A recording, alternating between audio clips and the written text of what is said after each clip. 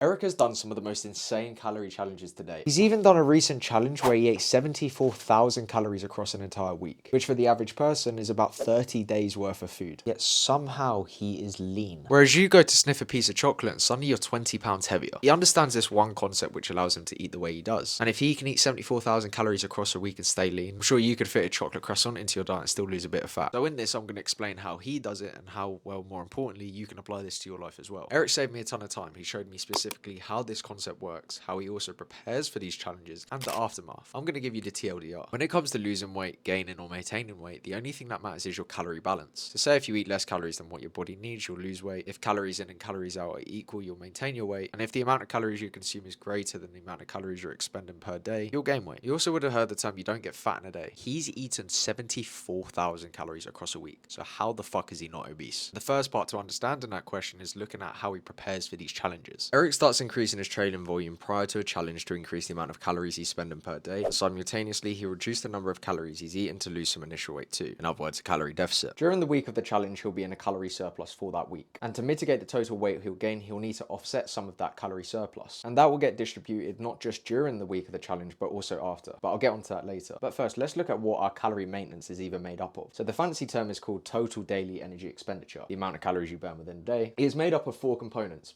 BMR, which stands for basal metabolic rate, your metabolism, and this for the majority of people is where most of their calories get spent during the day. On top of that, you have something called NEAT, non-exercise activity thermogenesis, just to sound fancy, but it's anything that is non-intentional exercise. On top of this, you have something called the thermic effect of food, and this is the process of breaking down and absorbing nutrients from the food you consume and getting it to go to the desired places. It takes energy to get energy out of food. We have our 3 main macronutrients, substances that our body needs in large quantities. So you have your protein, you have your fats, you have your carbohydrates. And you'll hear people emphasize a high protein diet. And in the context of weight loss, this will actually help you, not in just terms of satiation or muscle recovery, but that's for another video, but it has a 20 to 30% thermic effect of food. So say we have 100 calories worth of protein, it will take about 20 to 30 calories to absorb and digest and get that protein into your system. I mean, you'll only absorb about 80 to 70 calories. This is more of like the cherry on top of a cake sort of thing. You'll then have carbohydrates, which has around a 5 to 10% thermic effect of food. So using a 100 calorie example again, you'll only absorb about 90 to 95 calories of the 100 calories of carbs that you consume. And with that in mind, you have fats, which has a 0 to 3% thermic effect of food. You know, if you ate 100 calories worth of fat, approximately about 97 calories of that will get absorbed. But going back to how we spend our calories within a day, right at the top, you'll have EAT. No, not literally eat. It's called exercise activity thermogenesis. And this is intentional exercise. Think about going 30 minutes on a cross trainer or, you know, going for a run or perhaps a resistance training session. People overestimate the amount of calories they burn during exercise. They think it makes up this massive proportion of the amount of energy they spend within a day, but that's not the case. There's 168 hours within a week, and say you do 5 30-minute sessions a week of cardio, that's 150 minutes versus whatever the maths is. A lot of minutes. So that's why EAT is such a small proportion, but this will vary for Erik given he does so much exercise. For example, he did a 200-mile bike ride whilst eating a 20,000 calorie challenge, and during that process he burnt 9,700 calories, which will offset his total calorie surplus from that challenge, allowing him to maintain his weight. So all 4 of these components will make up the amount of calories you burn within a day. Erik's also going to be burning calories at rest. His thermic effect of food is going to be much higher given the volume of food he's eating. Also, studies have shown that people, when they consume more calories, they'll subconsciously offset more, so fidgeting.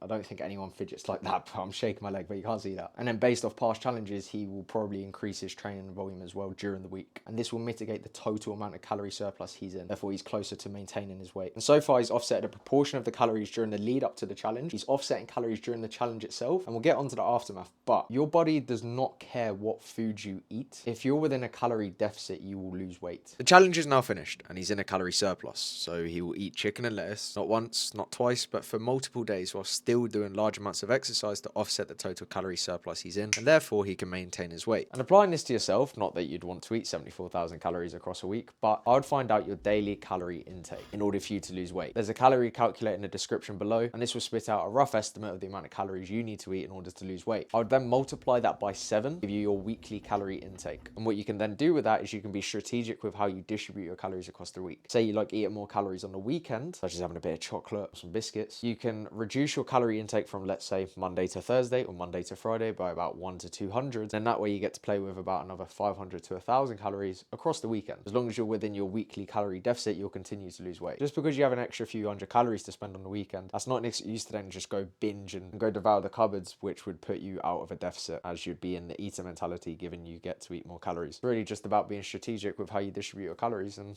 that's it. So just be mindful of that. But have a good one.